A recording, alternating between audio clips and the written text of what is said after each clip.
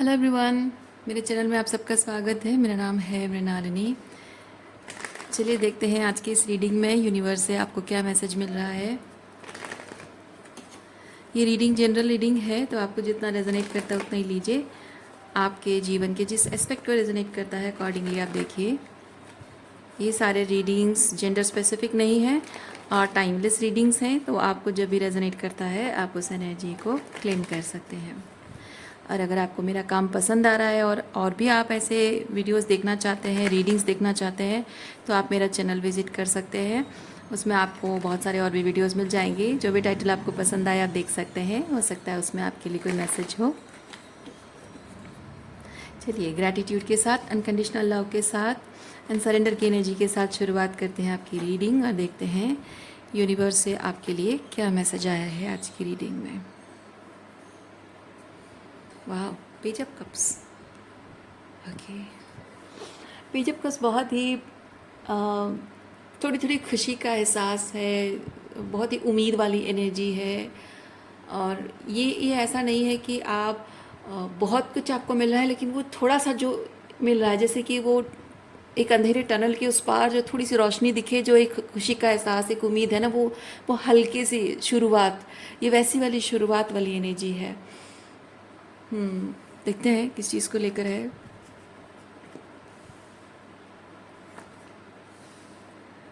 ओह, आप अंधेरे में रहे हैं बहुत टाइम तक, एनर्जेटिक डार्कनेस, अंधेरे में रहे हैं और फाइनली आप वहाँ से निकल भी रहे हो।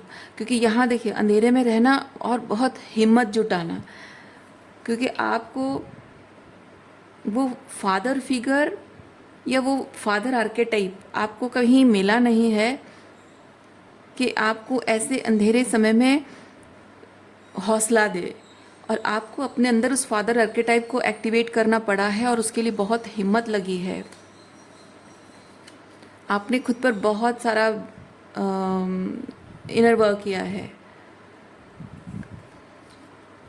बहुत सारा शैडो वर्क भी आपने किया है।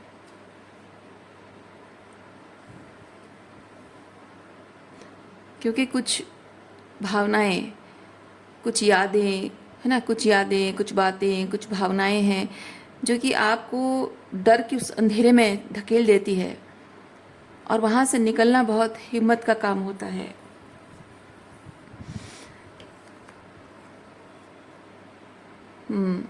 और ये करते वक्त, ये काम करते वक्त आपने, ऐसा नहीं है कि ये बहुत आसान काम है, रुकावटें भी बहुत आई, आपने रुकावटें भी बहुत देखी हैं।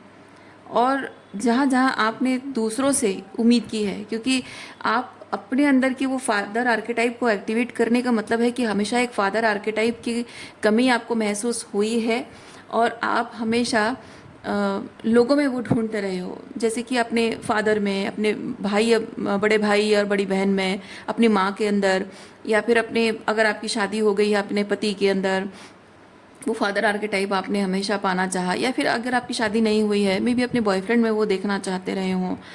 तो हर किसी में जिसमें आप वो फादर आर्केटाइप को पाना चाहते रहे हो, एक्सपीरियंस करते रहना चाहते हो, उसी इंसान ने आपको ये 3 of swords, sorry 10 of swords आपको दिया है, अल्टीमेट बिट्रेयल आपको दिया है।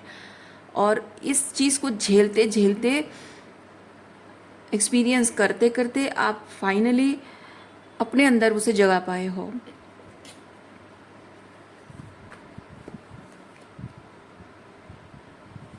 किंग ऑफ वॉन्ड्स,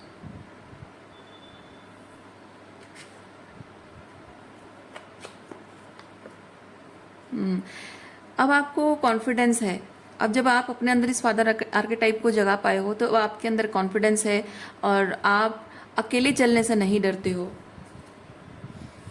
पहले आपको अकेले चलने में डर लगता था कि मैं चीज़ें सही तरीके से कर पाऊंगी या नहीं, ये अगर बिगड़ जाएगा तो फिर क्या होगा, मेरा बैकअप प्लान। क्योंकि हमेशा क्या होता है, जब भी हम कुछ करते हैं, कुछ बैकअप प्लान हमारा होता है हमारे फादर, है ना। कुछ अगर हो गया, बिगड़ गया, क्योंकि फादर की जिम्मेदारी होती है कि बच्चों को ये एहसास दिलाना कि तू कर ना बेटा, तू एक बार ट्राई कर, मैं हूँ, अगर फेल हो जाता है तो मैं हूँ, पैसे खर्च होंगे ना तो मैं दे दूंगा। तो हमेशा हमारा एक बैकअप प्लान होता है कि है फादर है ना, कोई टेंशन नहीं है। लेकिन हो सकता है कि आपको वैसा बैकअप प्लान कभी मिला ना हो। जीवन के जहाँ जहाँ आपको एक पिता की आवश्यकता पड़ेगी और आप थक हार कर अपने पिता के पास जाओगे, और फिर से वो आपकी उम्मीद जगाएंगे, फिर आपको हौसला देंगे, आपको मदद करेंगे। वैसा शायद आपको नहीं मिला है। और अब वो जब आपने खुद अपने अंदर एक्टिवेट कर लिया है, तो अब अकेले चलना आपको कोई दिक्कत नहीं हो रही है। तब हमेशा लगता है कि अकेले चलने से डर लगता है, क्योंकि कुछ भी अगर गड़बड़ हो गया, फेल हो गए, तो किसी न किसी का सहारा तो चाहिए, साथ तो चाहिए। इसीलिए थोड़ी सी कोडिपेंडेंसी भी आपकी रही होगी पास्ट में, लेकिन अब वो नहीं है। मैं देख पा रही हूँ विद दिस चैरियट। हाँ, अपने आप में ही बहुत सेल्फ कंटेंट हो गए हैं आप, भावनात्मक रूप में भी। अच्छा, तो जब ये चीज़ आप कर पा रहे हो कि अब अकेले चल पाने में कोई दिक्कत नहीं है, तो जब अकेले चल पाना सामर्थ्य बन जाता है, अकेले चल पाना पावर बन जाती है, तब हमारी ज़िंदगी से ऐसे लोग ऑटोमेटिक दिखने लग जाते हैं, एक रेड फ्लैग की तरह दिखने लग जाते हैं कि नहीं, अब ये नहीं चल सकते हमारे साथ, है ना। तो ऐसे लोगों को शायद आप अपनी ज़िंदगी से एलिमिनेट कर रहे हो। वो चीज़ मैं देख पा रही हूँ ये, क्योंकि एलिमिनेशन का मतलब ये भी नहीं कि आप लोगों के साथ रिश्ते तोड़ रहे हो, लेकिन बाउंड्री, ये बाउंड्री है। ओके, ये रिश्ते तोड़ देना नहीं है, ये बाउंड्री है कि भाई ऐसे लोगों के साथ अब वो जो एक होता है ना कि डिपेंडेंसी है लोगों की, ये क्या कहेंगे, इनके ओपिनियन मायने रखते हैं, एक एडवाइस इनकी मायने रखती है, या फिर मैं अगर कुछ भी करूं तो इसमें उनको सजेशन, उनको पूछना, पहले उनको पूछ लेना या उनसे सलाह ले लेना। अब वो चीज़ नहीं है। अब ये है कि हाँ, वो लोग हैं आपकी ज़िंदगी में, अभी भी, कल भी थे, आज भी हैं, लेकिन अब आप सिर्फ अपनी सुन रहे हो, अपने मन की कर रहे हो और अपनी सुन रहे हो, और आप कॉन्फिडेंट हो कि मैं जो कर रही हूँ अपने हाईएस्ट गुड के लिए कर रही हूँ। और बात सिर्फ ये नहीं है कि आप जो कर रहे हो वो सक्सेसफुल हो जाएगा, वो फेल भी हो सकता है, पर आपके अंदर वो कॉन्फिडेंस है कि अगर सक्सेस हो गया तो भी ठीक, अगर फेल हो गया तो भी ठीक, क्योंकि कॉन्फिडेंस इस बात का है कि मैं अगर फेल हो गया तो उस चीज़ को सुधार सकती हूँ। ओके, जो भी काम मेरा फेल हो गया मैं उसको सुधार सकती हूँ, सही कर सकती हूँ, दूसरा तरीका, दूसरा रास्ता ढूंढ सकती हूँ। वो कॉन्फिडेंस आपके अंदर आ गया है।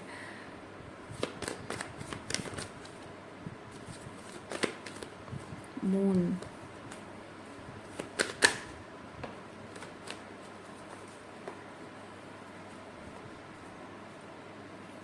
मून की एनर्जी में बहुत लंबे टाइम तक आप रहे हैं, पर ये मून की एनर्जी है क्या, थोड़ा सा क्लैरिफाई करते हैं।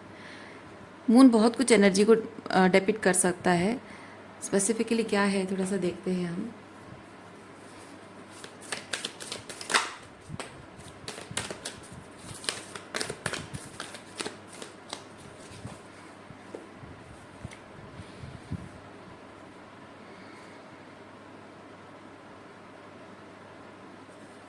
ओके, लोगों के साथ आपके जो कनेक्शन है उसे, यहाँ पे देयर आर टू पीपल, यहाँ भी दो लड़कियाँ हैं, यहाँ भी दो लड़कियाँ हैं।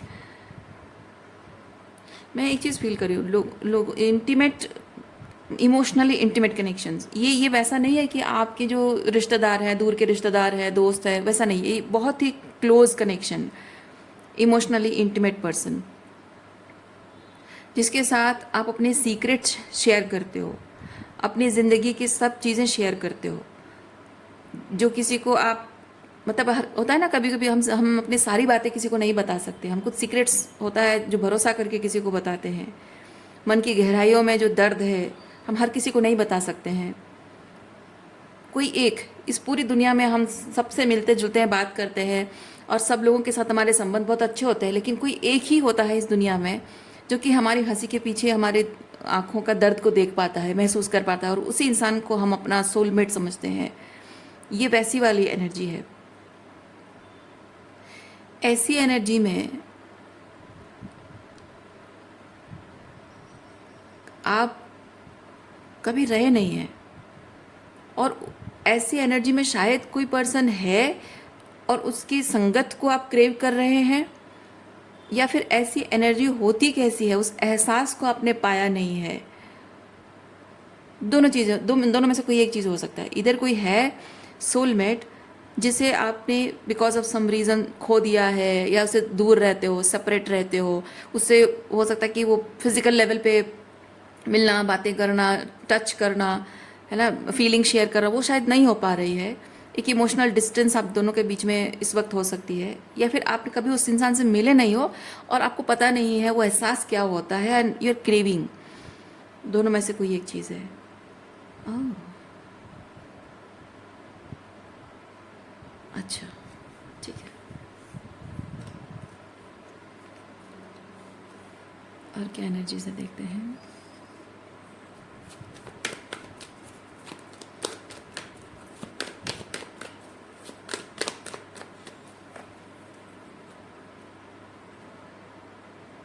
टावर,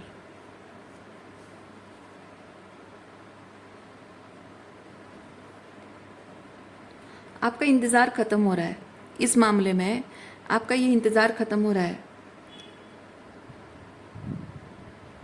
क्योंकि टावर के साथ मैं फील कर रही हूँ कोई एक दीवार थी आपकी और आपकी इस सोलमेट से मिलने के बीच में। एक दीवार थी, जो दीवार तोड़ दी जा रही है। कौन तोड़ रहा है? यूनिवर्स तोड़ रहा है।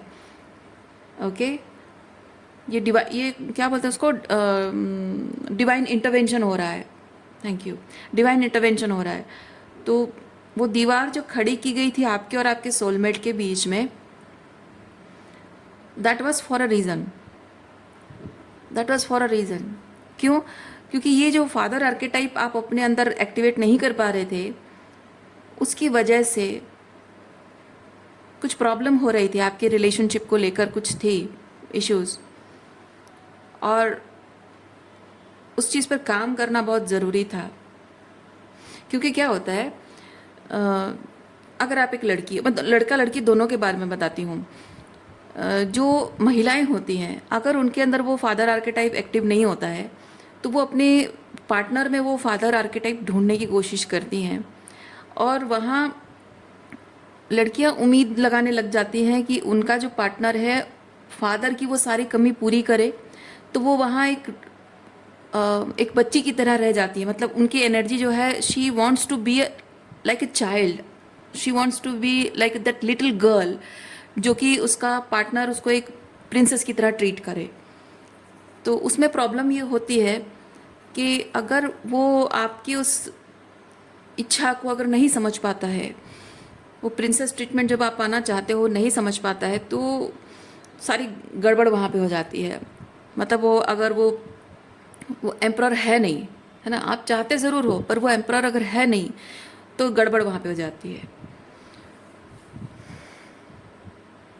उससे एक चीज़ और भी होता है कि अगर कोई बहुत ही बुरी मानसिकता वाला पर्सन, आपको पार्टनर अगर आपको मिल जाता है, तो वो ये समझ जाता है कि आपको प्रिंसेस ट्रीटमेंट चाहिए, you are craving that father figure, और वो वही फादर आर्केटाइप, वो फादर फिगर वाली एनर्जी लेकर आता है तब जब उसको आपकी ज़रूरत होती है। आपको इमोशनली मैनिपुलेट करना होता है, आपसे कुछ उसको एक्सट्रैक्ट करना होता है, तो वो उस एनर्जी का इस्तेमाल करता है, आपको प्रिंसेस ट्रीटमेंट देता है, और आपसे जो भी चाहिए वो ले लेता है, एफर्ट्स, मनी या जो कुछ भी है, और उसके बाद फिर वो डिस्टॉर्टेड टॉक्सिक पार्टनर की तरह बिहेव करता है।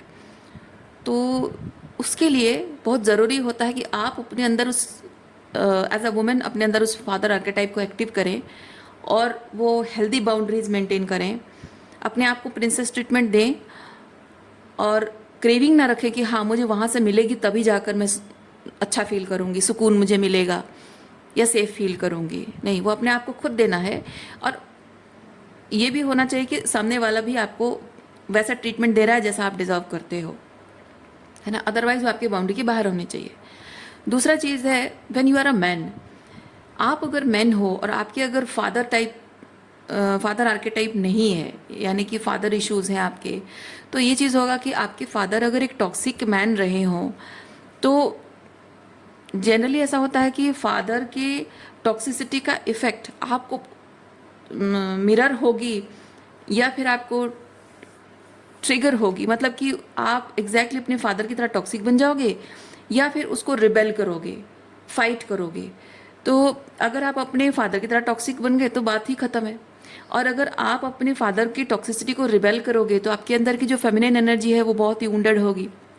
तो इमोशनली जो ब्रोकन, इमोशनली वुंडेड जो पुरुष होते हैं वो बेसिकली बहुत ही इमोशनली हर्ट होने के डर से इमोशनली क्लोज्ड ऑफ हो जाते हैं, अपने इमोशंस को सप्रेस कर देते हैं और अपने इमोशंस को हर्ट होने नहीं देना चाहते हैं। उसकी वजह से वो बहुत ही अवॉइडेंट एनर्जी में चले आते हैं। तो किसी लड़की से वो ज़्यादा वॉल्नरेबिलिटी नहीं शो करेंगे, अपने इमोशंस एक्सप्रेस नहीं करेंगे, अपनी भावनाओं को सप्रेस करेंगे, लड़की के साथ बहुत ही सुपरफिशियल तरीके से रहेंगे। लेकिन जहाँ बात इमोशनल इंटीमेसी की आती है वहाँ पे दूरी बनाएंगे। और जहाँ पे कमिटमेंट की बात आती है, जैसे कि अगर बॉयफ्रेंड गर्लफ्रेंड जब तक हैं ठीक है, जब शादी की बात आती है तो वहाँ पे वॉल्नरेबिलिटी ज़रूरी है कि लड़की के पिता से बात करो, अपने घर वालों से बात करो। फिर घर में सबकी नज़र आएगी, सब लोग पूछेंगे पचासों बातें कि जाति अलग है, धर्म अलग है, या फिर कुछ और है। कुछ घरों में ये प्रॉब्लम होती है कि सिंपली लव मैरिज को लोग पसंद नहीं करते हैं। वहाँ सबके सामने खड़े होकर बोलना पड़ेगा अपने अधिकारों के लिए, अपने सपनों के लिए। तो वो जो वॉल्नरेबिलिटी है वो मैस्कुलिन्स शो करने से डरते हैं। तो ऐसे में क्या होता है कि सालों का जो बॉयफ्रेंड गर्लफ्रेंड का रिलेशनशिप हो ना, उसमें वो खोट निकालने लग जाते हैं और बहाने बनाते हैं, लड़की को छोड़ देते हैं। पचासों बहाने बना के ऐसा सिचुएशन क्रिएट कर देंगे जिससे कि वो रिश्ता अपने आप ही टूट जाए, या फिर कुछ बहाने बना के वो खुद ही निकल जाते हैं। ओके, तो वो कमिटमेंट नहीं देते हैं। तो हालांकि चाहत होगी, लेकिन एक एक्सक्यूज़ उनके पास वो हमेशा बनाए रखते हैं कि मेरी मजबूरी है, मेरी मजबूरी है, मेरा ऐसा प्रॉब्लम है, वैसा प्रॉब्लम है, मैं अपने पापा को दुखी नहीं कर सकता, अपनी माँ को दुखी नहीं कर सकता, मेरे पेरेंट्स की मुझसे बहुत हाई एक्सपेक्टेशंस हैं, मेरे पेरेंट्स के लिए मैं एक आइडियल बेटा हूँ। तो जबकि सच ये है कि एक्सपेक्टेशन हर पेरेंट्स को अपने बच्चों से होती है, लेकिन इनका जब ये अवॉइडेंट पर्सनालिटी डेवलप होता है because of this absence of father archetype, तो वो ऐसे अवॉइडेंट बन जाते हैं और उनको प्यार चाहिए पर प्यार देने से डरते हैं, प्यार के लिए लड़ने से डरते हैं। ओके, अपने प्यार को बचाने के लिए उस लड़की के साथ वो इमोशनल वॉल्नरेबिलिटी, वो बॉन्डिंग, इमोशनल इंटीमेसी, उससे डरते हैं। वो उन्हें सब कुछ इंजॉय करना होता है, वो सब कुछ कर भी लेते हैं। मतलब जहाँ उनको कुछ भी करना नहीं होता, एफर्ट्स नहीं करना होता, बहुत ईजिली सब कुछ मिल रहा है, वहाँ तक वो सब इंजॉय कर लेंगे। जहाँ उनको एफर्ट्स डालना होता है ना, वो वहाँ से भाग जाते हैं। तो वो प्रॉब्लम होती है पुरुषों में। तो दोनों ही क्षेत्र में, आप चाहे पुरुष हो महिला हो, आपके अंदर वो फादर आर्केटाइप की अगर कमी है तो रिलेशनशिप आपकी प्रॉब्लमेटिक है। तो आपके ज़िंदगी में, मतलब आपके अंदर ये फादर ऊन्स रहे हो, या आपके पार्टनर के अंदर जो आपका ये सोलमेट अगर आप पहले से जानते हो उनके अंदर ये फादर ऊन्स रहे हो, उसकी वजह से आपका जो रिलेशनशिप है वो बहुत ही बुरी स्थिति में आ सकता था। ओके, इसीलिए इसके आपके और आपके ये सोलमेट के बीच में एक दीवार खड़ी की थी। अब आपने ये जो काम खुद पर कर लिया है, उसकी वजह से ये दीवार विद डिवाइन इंटरवेंशन हटाई जा रही है। तो वेटिंग खत्म हो रहा है।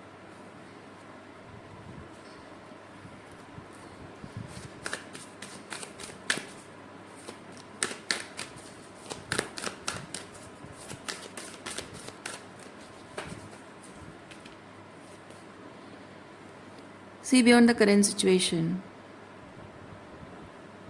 Okay. See beyond the current situation. अभी आप भले ही अपने ज़िंदगी में अपने करियर को लेकर, मनी को लेकर और लव लाइफ को लेकर वो एक चेंज, सिग्निफिकेंट चेंज जो दिखना चाहिए 3D रियलिटी में, भले ही अभी देख नहीं पा रहे हो, बट आप उसे महसूस कर पा रहे हो। और आपको यूनिवर्स कह रहा है कि वो जो एहसास आपको है, जो इंट्यूटिवली फील कर पा रहे हो, अपने अंदर उस चीज़ को महसूस कर पा रहे हो कि यस समथिंग इज़ चेंजिंग, तो अब मेरे अंदर कुछ बदल रहा है। और आप यकीन कीजिए कि वो आप जो फील कर रहे हो कि मेरे अंदर कुछ बदल रहा है, वो सिर्फ आपके अंदर नहीं, वो आपकी रियलिटी में भी रिफ्लेक्ट हो रहा है। ओके, सो रीडिंग मैं यहीं पे रखती हूँ। उम्मीद करती हूँ इस रीडिंग से आपको कुछ क्लैरिटी मिली हो। मैं आपको नेक्स्ट रीडिंग में मिलती हूँ। अपना ख्याल रखिए, खुश रहिए, बाय।